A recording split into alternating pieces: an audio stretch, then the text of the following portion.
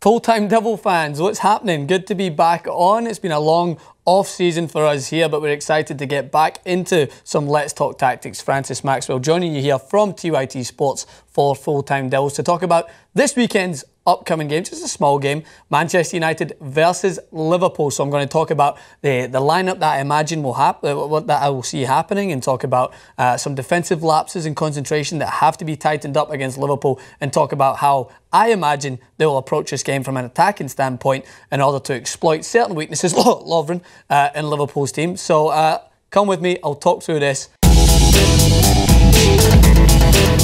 So looking here, this is the lineup that I imagine Manchester United will start with against Liverpool. Only one change you will notice from the team that lost to Swansea 2-1. And that, for me, I think will be David De Gea back into the lineup. Some people may agree, some people may disagree. I personally think that Romero is not a good enough goalkeeper for Manchester United, just in my own personal opinion. I think if De Gea is ready and focused, he'll look to have a good game against Macedonia for Spain.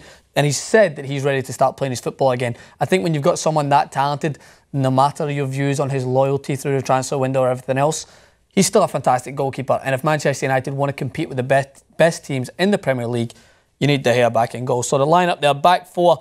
This is not what I would prefer to start with. I mean, there's a couple of changes in there. I think that Memphis didn't have a good game at all against Swansea, but then again, he had a great game against Bruges. So I still think that he deserves to start, but I would still try and find room for Ashley Young. I felt that Manchester United were more energetic when he came on against Swansea, but this is still the lineup that I feel Louis van Gaal will go with. Schweinsteiger and Sneijderlin trying to figure out their chemistry in the middle of the park, and that's something that I think needs to be worked on and will come with more games. So I'm going to talk about a few things that I noticed specifically against Swansea that just have to be, one, put out there, and many people might be like, oh, that's obvious, but it's not that obvious because Manchester United continue to do this in specific games. So the first thing is defences lapses in concentration. This is what I was always taught from a young age, was the horseshoe movement in defence. And I think that everyone that I spoke to know about this, especially I had to tell a few people here, a few of the Yanks in America weren't used to it, so I had to tell them.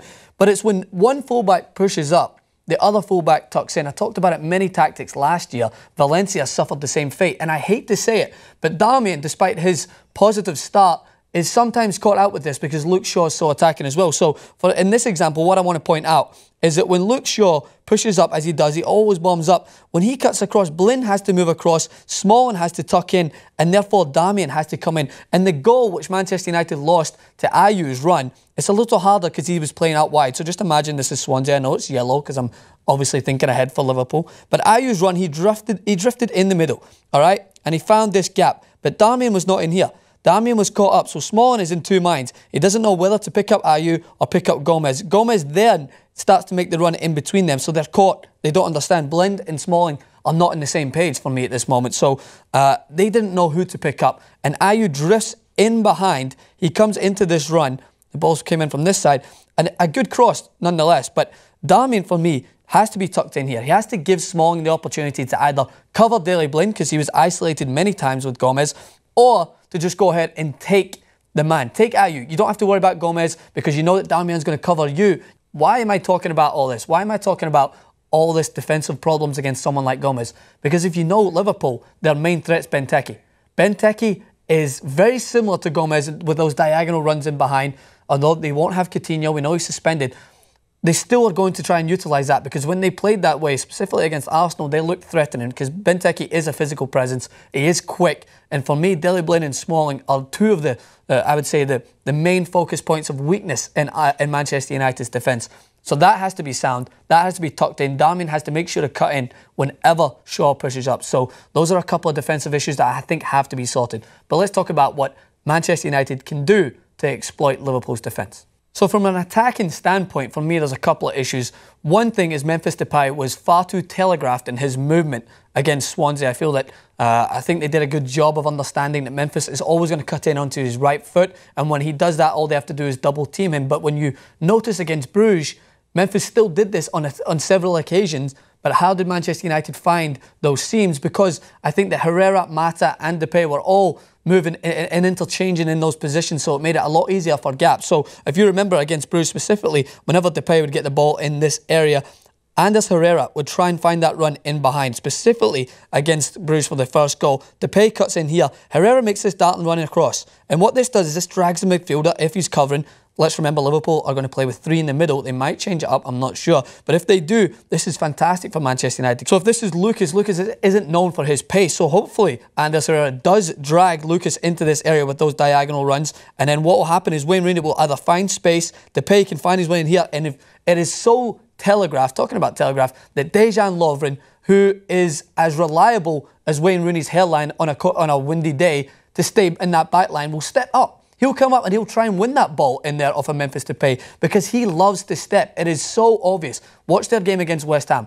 Tell me that 2 out of those 3 goals were not Dejan Lovren's fault because he steps up way too high. He tries to win the ball when he doesn't have to. So you want Depay to encourage him. You want him to try and step out. And when he does that, you're going to find a gap in here where Mata can find his way in behind, which they did so well against Bruges as well. Or Wayne Rooney can try and find those seams inside the box. But I think this all stems from Ander Herrera's run and Mata's runs because when those 3 players interchange, Wayne Rooney doesn't feel the need to drop as deep because when you get Rooney in these areas, he's not as useful. Specifically when you see him with England, he tries and takes up that higher point. When you see him against Bruges, when he had the hat-trick, all of his goals came from inside the box. That's where you need to get this season's Wayne Rooney. And to do that, you have to be more flexible with that front 3 and try and find those seams, in that movement in behind. So that's my only point here with Liverpool, is to focus on drawing out their centre-backs. I've repeated this last season, as some will probably point out, but when they consistently start Dejan Lovren, who I criticise